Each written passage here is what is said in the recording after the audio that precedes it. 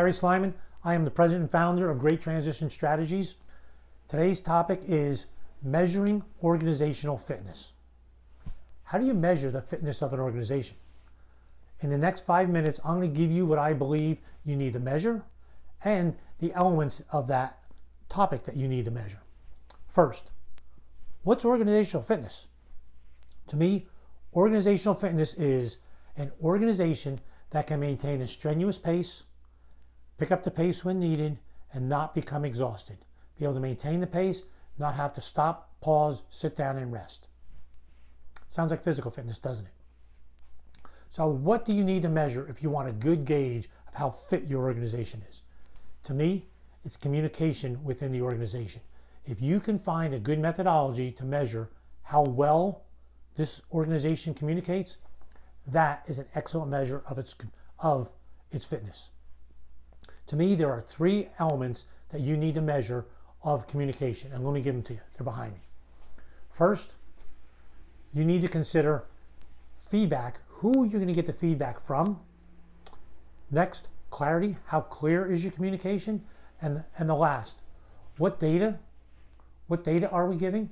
What's the level of detail and the frequency needed so that the individuals in an organization understand what we're after? Let's look at each one of these. Number 1, feedback. Who do you need to measure it from? The leadership or the line? The line workers deeper in the organization.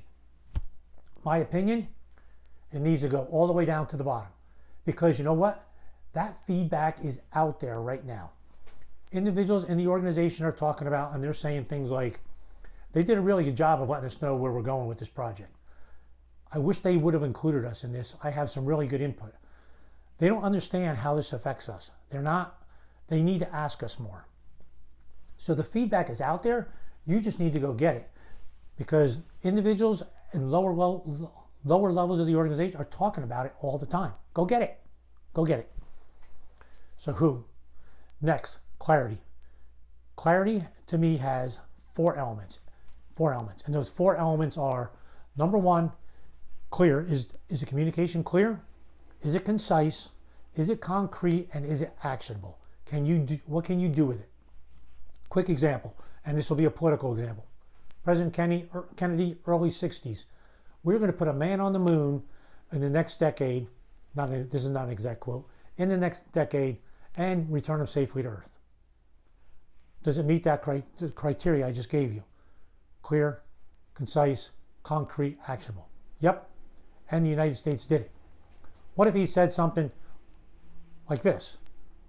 I want in the next decade the United States to win the space race. Doesn't meet any of that criteria. So you can see when you give clear, concise, concrete, actionable information, people can work on it. Next, the data. What level of detail and how frequent do folks need to get it? A really good example for this is General McChrystal when he was running the war in Afghanistan. He created a tempo and he created a system where he had meetings every day at this particular time, and people from all over the world, Pentagon, in-country, NATO, whoever had troops involved, could tune into this meeting. And in that meeting, he talked about, this is what we're doing, this is why we're doing it, here's how we're doing it. So he had these meetings so folks could get a feel for it. And what he called that was shared consciousness. So everyone understood what he was after as the commander. Do you have a level of shared consciousness in your organization? And remember, sometimes they don't need all the detail.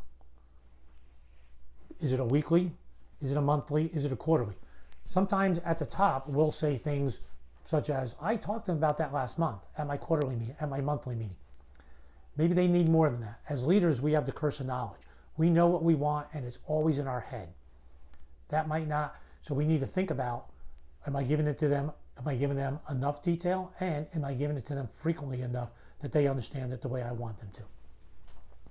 So those are the elements I believe you need to measure of communication in order to see your score on organizational fitness. I hope you found that helpful. I look forward to an opportunity to work with you and help your organization become more fit. Thanks for listening.